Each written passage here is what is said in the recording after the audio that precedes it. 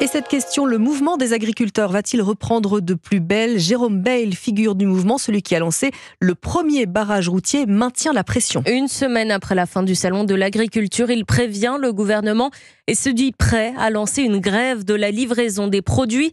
Jérôme Bail estime que l'État n'a pas compris l'appel et la détresse des paysans. Ces derniers manifesteront d'ailleurs à 13h30 aujourd'hui à Boulogne-sur-Mer aux côtés des pêcheurs pour dénoncer les politiques européennes. Les précisions du correspondant d'Europe 1, Lionel Gougelot.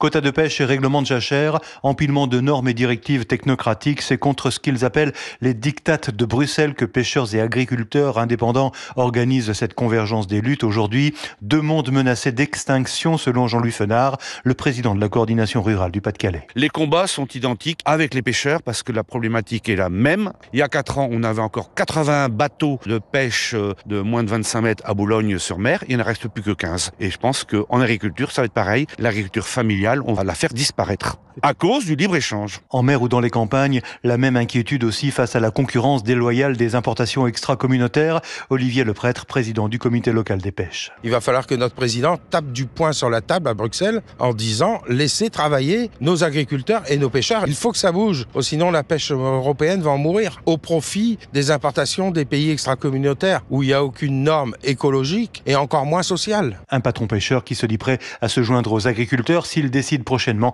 d'aller manifester à Bruxelles. Agriculteurs et pêcheurs au cœur de la campagne des européennes.